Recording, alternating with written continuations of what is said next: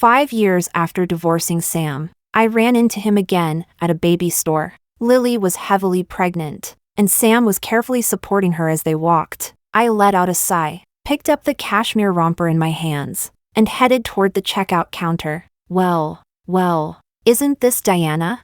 Can't even give birth to a child yourself. Yet you love hanging around baby stores so much. I didn't turn around and kept walking toward the cashier, but Lily refused to let it go. She tugged Sam along and hurried over in front of me. Honey, look, your ex-wife is so desperate for a baby she's practically lost her mind. Why don't you just pay for it for her? Under the gaze of the clerk, Sam looked embarrassed, but he still pulled out his bank card. No need. I have my own money. Being rejected made Sam furious and humiliated. He suddenly grabbed my shopping bag. And where do you think that money came from? From taking my assets in the divorce. What are you so smug about? Chapter 1. Lily looked like a proud peacock. She clung affectionately to Sam's arm, chin lifted high. She sized me up from head to toe, her gaze deliberately lingering on my flat stomach for a few seconds, the smug curve of her lips stretching almost to her ears. She shook Sam's arm, her voice so saccharine it could drip water. Honey, look, Diana likes this outfit so much. Her eyes are practically glued to it. How about you buy it for her? It could fulfill her dream of becoming a mother. Look at her, she's kind of pitiful. I looked at her, at that carefully made-up face, now completely different from the plain look she had back when she was just an assistant. Sam still looked impeccably polished, dressed in a custom-made suit, the Patek Philippe watch I'd given him still on his wrist, his hair meticulously styled. Every inch of him screamed successful man, yet the moment his eyes met mine, a flicker of awkwardness still crossed his otherwise expressionless face. I couldn't be bothered to waste words on them. As I turned to leave, I could still hear Lily behind me, endlessly complaining to Sam about something, but Sam was just staring straight at me. The car drove smoothly along the overpass, watching the familiar scenery flow past outside the window.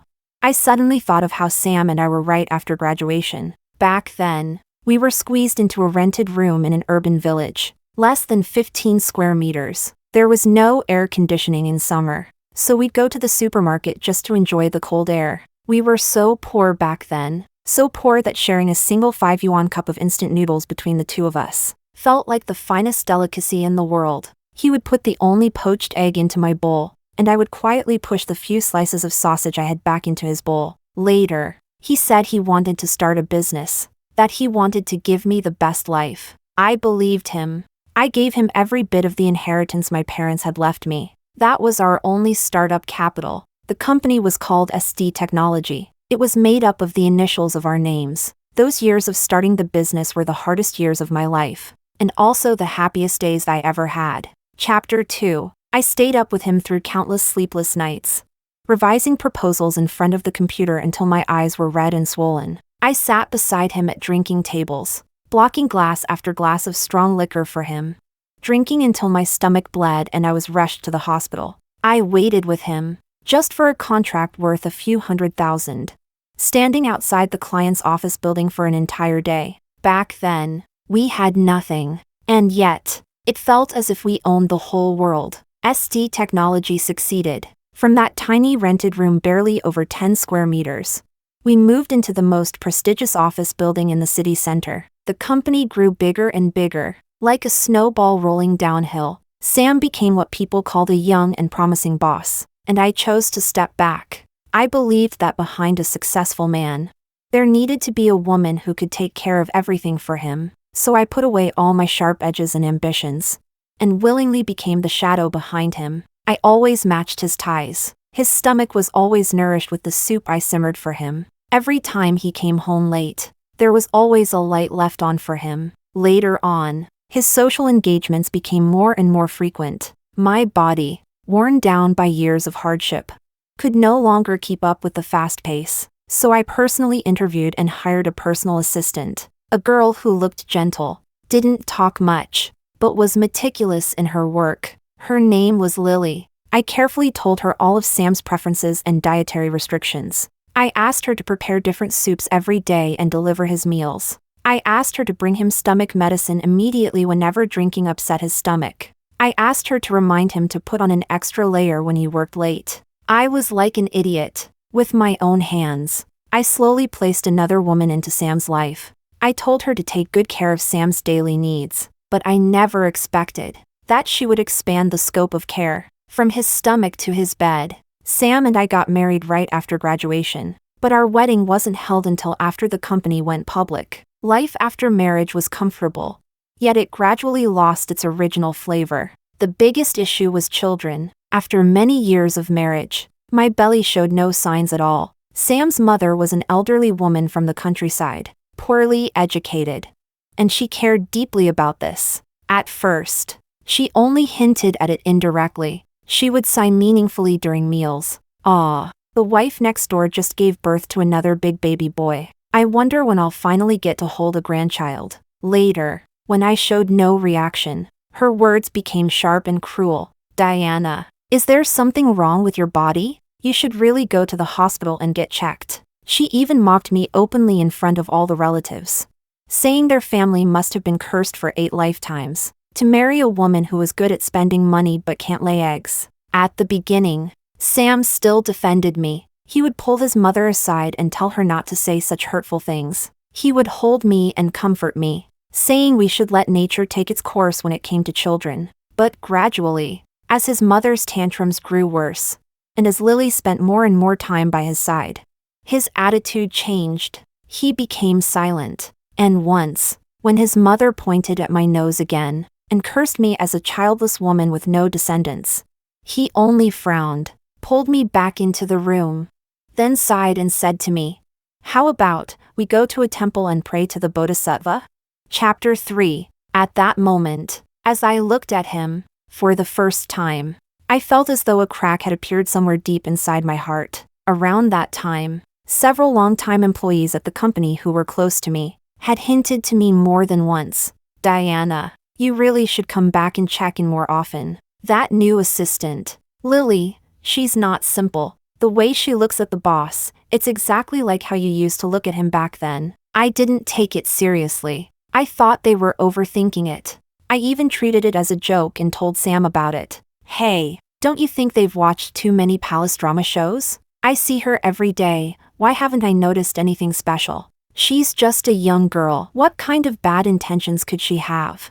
At the time, Sam was reading documents. When he heard that, he didn't even look up, only replied calmly with a soft mem. "You taught her well. That Lily girl really is quite good. She has some of your old style, efficient, perceptive. For some occasions later on, I want to take her along more. Let her gain some exposure. That way she can help you shoulder more of the workload in the future." I believed him. Because of those words, I even felt a bit more genuine appreciation and sympathy toward Lily. I knew her background. Her parents had died in an accident, and she came alone from a small town to fight her way into the big city. Too similar. She was practically another version of me, so I taught her almost everything I had. I passed on, without holding anything back, all the experience I had gained over the years of struggling in the business world.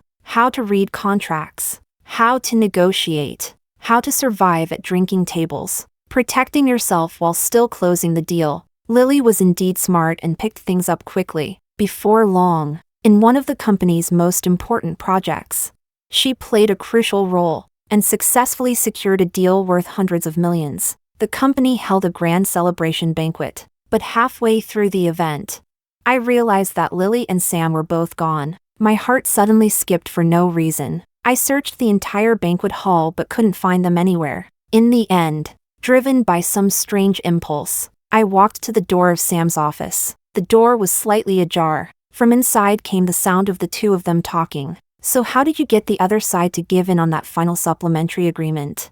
It was Sam's voice, carrying a hint of admiration. I just did what Diana taught me, first flattering them, then finding the most insignificant loophole in their contract and scaring them a little. Lily's voice sounded somewhat muffled, as if she had something in her mouth. Yet her words were filled with barely concealed pride. "Well done," Sam said sincerely. "You really do have some of Diana's style from back then. It's all because Diana taught me well." Lily immediately and modestly pushed the credit onto me. "Without Diana, There wouldn't be a me today, listening to them talk about me inside. I couldn't help but smile, and reached out to gently push open the half-closed door. What are you chatting about that's so lively? But the very next second, the smile on my face froze completely. Chapter 4. Inside the office. Sam was leaning back in his large executive chair, and Lily was curled up entirely under his desk. When she heard my voice, she jolted like a startled rabbit and slammed into the desk. She stumbled and scrambled beneath it, while Sam jumped to his feet in a panic. In that instant, my stomach churned violently with nausea. What are you doing? A flash of panic crossed Sam's face, but he quickly regained his composure. He frowned. Diana, why did you come in without knocking? Lily had already recovered as well. She immediately burst into tears. Diana, please, don't misunderstand. I accidentally dropped my earring under the desk. Sam was just helping me look for it. I couldn't hold it in anymore. I rushed forward, about to slap that disgusting woman. But before my hand could reach her face, smack! A sharp, resounding slap landed brutally across my face. It was Sam. He actually hit me to protect her. At the office doorway, colleagues who had rushed over after hearing the noise all sucked in a sharp breath. Sam looked at me with not a trace of guilt in his eyes, only impatient anger. Diana, have you caused enough trouble already? Have you been stuck at home for too long, imagining things? Lily is a trainee you and I trained together. How could you doubt her like this? That slap was loud and crisp. It didn't just stun me, it stunned everyone standing at the office door. The entire world seemed to have been muted. I didn't say a word. I just looked at him, at the man I had loved for 8 years. The man I had accompanied from absolute nothing to immense wealth. And he had slapped me in front of the entire company. For another woman. I turned around and, under the complicated gazes of everyone, slowly walked out of that office that made me feel sick and suffocated. Not long after I got home, Sam rushed back as well. The moment he walked in, he tried to hug me. Diana, I'm sorry. Just now, I really acted on impulse. I had a bit to drink. I didn't mean it. Expressionless, I avoided the hand he reached out. Why? Sam's eyes began to dodge. He didn't dare look me in the eye. I wasn't protecting her. Diana. Lily, she's really not what you think. She's just a girl who just graduated. Very timid. The way you were back then would have scared her. Sam. I cut him off. Even now, you're still saying this kind of bullshit? Seeing that I was truly angry, he became anxious too. He stepped forward, grabbed my shoulders, trying to make me believe his so-called difficult position. Diana, listen to me. This is a critical period for the company's development. As the face of the company, I can't afford any negative publicity. Think about it, if today's incident got blown up. How would people see me? See our company? All these years of hard work. I looked at him, at that face full of sincerity and helplessness. Suddenly, I felt exhausted, disgusted. It didn't take long for me to learn the truth. Why he had been so out of control that day. So desperate to protect Lily. It wasn't for any damn company future. It was because Lily was already pregnant. That day, I was in the kitchen making dessert. When the doorbell suddenly rang, Lily stood there, crying her eyes out, clutching a crumpled ultrasound report, and Sam stood behind her, his expression complicated, completely at a loss. That night, he asked me for a divorce. He didn't dare look me in the eye. He just lowered his head. Diana, I'm sorry. My mom, she's getting old. She's always wanted to hold a grandson. Our family can't end without an heir. I didn't cry. I didn't make a scene. I only calmly asked him one last question. Sam, are you sure that child is yours? Chapter 5. He suddenly lifted his head and looked at me as if I were being unreasonable. Diana, how can you say something like that? Lily, she's not that kind of woman. At a time like this, are you really going to keep making trouble for no reason? I smiled and said nothing more. I took out the divorce agreement I had prepared long ago.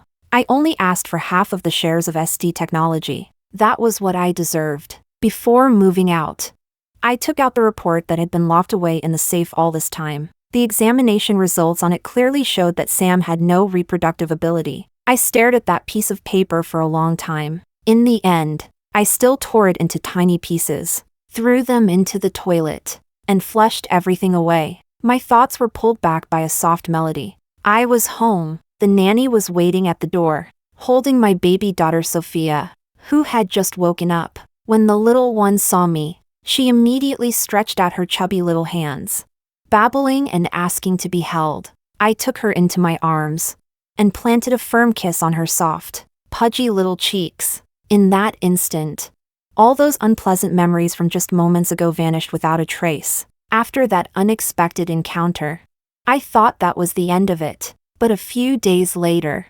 Sophia developed some small red spots from Roseilla infantum. Although the doctor said it was nothing serious, I still couldn't feel at ease.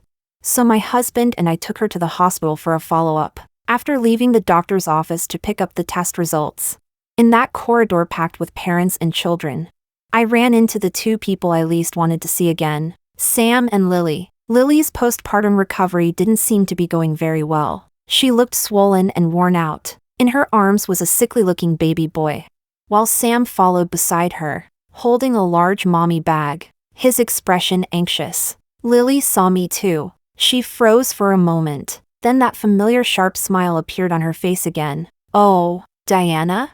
She deliberately raised her voice, drawing the attention of everyone around us. "What is this? Gone crazy from wanting a child? You even chased all the way to the pediatrics department?" She covered her mouth and looked at me with feigned shock. You wouldn't be losing your mind, would you? Planning to steal a child from here?"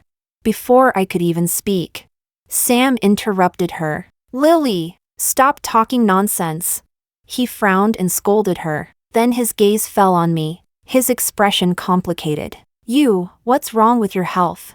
Why are you at the hospital?" He was probably still assuming that I couldn't have children. I couldn't be bothered to explain anything to him. I simply turned around, ready to leave this troublesome place. But at the very moment I turned, a child who had just learned to walk ran straight into my leg with a soft thud. The impact made me stagger. The report sheets in my hand scattered across the floor like snowflakes. Sam, who was closest to me, almost instinctively bent down to help me pick them up. He moved quickly and grabbed the top sheet first. It was Sophia's test report, freshly printed just moments ago. He saw my name, clearly written in the column labeled Mother. And he also saw, at the bottom of the report, the doctor's bold, sweeping diagnosis: Roseilla infantum, recovered, postpartum 1-year follow-up, all indicators normal. His hand froze instantly. Chapter 6. He stood there as if frozen by a spell, completely stunned. "Honey, what's wrong?" Lily, holding the baby and seeing that he hadn't moved for a long time, walked over impatiently. She saw the report as well. Her pupils shrank sharply. "Oh my God. Honey!" Like a cat whose tail had been stepped on, she suddenly screamed. The baby seems to have a fever again. We need to find a doctor. Now."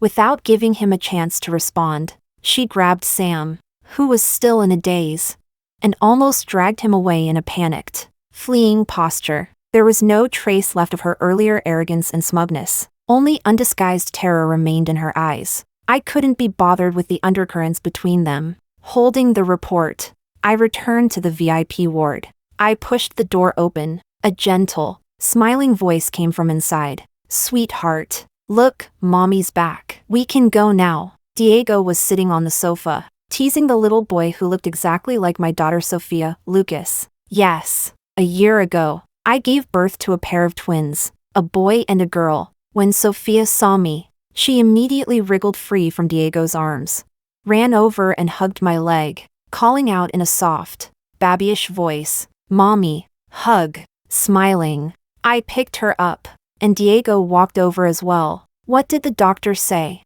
"It's nothing, just a normal case of Roseilla." But just as we finished packing up and were about to leave the hospital, I happened to see Sam standing at the hospital entrance. His gaze was fixed, glued to Sophia in my arms. He stared in disbelief at that little face, almost carved from the same mold as mine. His lips trembled, as if he wanted to say something. Lily was standing behind him too. When she saw our family of 4, the expression on her face became even more dramatic. Jealousy and guilt intertwined on her swollen face, forming a ridiculous picture. She probably feared Sam might say something he shouldn't. So she spoke first. The familiar sarcasm was still there, but her confidence was clearly gone. "Diana, you're really in the mood, aren't you? Can't give birth yourself, yet you're this devoted to someone else's children?" Before I could say anything, Diego, who had been standing beside me the whole time, stepped forward and shielded me behind him. Normally, he was gentle and refined, treating everyone with courteous warmth. But at this moment, the way he looked at Lily was icy cold. "Ma'am," his voice wasn't loud. "You can eat whatever you want, but you can't say just anything. My wife is not someone an outsider gets to gossip about." Lily was left speechless by his retort, her face instantly turning a deep purplish red. Sam subconsciously pulled Lily behind him, adopting a protective stance. I watched the scene, watched him stand in front of another woman, shielding her, and suddenly, an indescribable bitterness welled up in my chest. I thought of a very, very long time ago, back when SD technology was still an unknown little workshop. Because we had touched someone else's interests, we were cornered in the company warehouse by a group of thugs. Sam himself had already been beaten badly, yet he still spread his arms wide, like an eagle protecting its young, firmly shielding me behind him. Fists and clubs rained down on him. He was beaten until his head was split open, 2 of his ribs broken. Yet he still protected me without making a sound. It was also because he had once placed me first like that, without hesitation, that when I learned the truth, that he couldn't have children, I still instinctively chose to keep it hidden for him. I wanted to protect him, to protect that pitiful and laughable thing, his pride as a man. Chapter 7. Honey, let's go. I pulled myself out of my memories. I stopped Diego, who was about to argue further with Lily, and left with Sophia in my arms. Sam remained standing there, stunned and hollow. "Honey, we should go too. The doctor said the baby needs proper rest." Lily tugged nervously at his sleeve. Sam didn't move. He slowly turned his head and looked at her with a cold gaze she had never seen before. "That report." His voice was hoarse, as if scraped by sandpaper. "You saw it too, didn't you?" Lily's body stiffened violently, but she quickly recovered, forcing a smile uglier than crying. She said, "What report? Honey, what are you talking about? I don't understand. Could it be that your ex-wife deliberately took a fake report to stir trouble between us? Think about it, she can't have children herself. Of course she can't stand seeing us happy." "Enough." Sam cut her off. He didn't press her any further. After returning from the hospital that day, Sam took advantage of a moment when Lily wasn't paying attention, and secretly plucked a few soft strands of newborn hair from the baby. He carefully wrapped the hairs in a tissue, then drove alone to the most authoritative forensic identification center in the city. The days waiting for the results were torture beyond anything he had ever experienced. He began suffering from sleepless nights again, the moment he closed his eyes. His mind filled with scenes from the past that he had deliberately ignored. He remembered what Lily was like when she first appeared. Young, gentle, quiet. The way she looked at him always carried just the right amount of admiration. Too similar, painfully similar to how I had looked at him when we first got together. He admitted that he had been drawn to that long-lost sense of youth, but he swore he had never intended to betray me. Until that night, he drank heavily with clients over a major deal. Drank until he blacked out. When he woke up the next morning in a hotel bed, what he saw was Lily, disheveled, clutching the blanket, sitting in the corner of the bed and crying silently. At that moment, his mind exploded. He believed that he had lost control while drunk and committed an unforgivable mistake. From that day on, he began deliberately distancing himself from me. Not because he stopped loving me, perhaps because he couldn't face the filthy version of himself. He despised himself in guilt, yet couldn't stop growing closer and closer to Lily. So when Lily later appeared before him holding that pregnancy report, he actually felt a strange sense of relief. He truly wanted a child. He wanted to use a child to make up for what he owed his parents. And he also wanted to use this so-called responsibility to lessen the crushing guilt weighing on his heart. So he chose the simplest and cruelest path. He chose to divorce me. The day the test results came out, it was raining heavily. Sam sat alone in his car, staring at those few thin pages of paper. Excluded biological relationship. Those cold words stabbed straight into his eyes. So it had all been fake. His son was fake. Lily's victimhood was fake. And the responsibility he thought he was taking was nothing more than a carefully woven, ridiculous scam. And he was the fool who had been played mercilessly. He drove back to the place he once believed was home. He didn't explode. He didn't lose control. He simply placed the paternity test report calmly in front of Lily. Then he said just one word to her. Get out. Chapter 8. After that, Sam began searching for me obsessively. Somehow, he found out my address. So he lingered downstairs at my building day and night, like a restless ghost. The moment my car drove into the underground garage, he rushed out from the shadows and blocked my car without a second thought. Before I could even react, he dropped to his knees with a heavy thud, right into the puddles on the ground. Gone was the polished man he once was, disheveled and miserable. He looked at me with bloodshot eyes, raised his hand, and slapped himself again and again, hard. Smack, smack, smack. The sound echoed sharply through the empty garage. Diana, I was wrong. I was wrong. I was blind. I'm a bastard. I'm the one who wronged you. Give me one more chance, just one last time, please? I looked at him, but inside me, not a single ripple remained. Sam, the Diana who loved you deeply, who was willing to endure every injustice for you. She was killed by you with your own hands 5 years ago. Not long after that, news of Sam's divorce and his infidelity during the marriage somehow leaked to the media. Public opinion exploded overnight. The stock price of SD technology plummeted accordingly. Nearly $1 billion vanished in a single night. After being driven away, Lily didn't have an easy life. She must have been truly desperate, holding that child.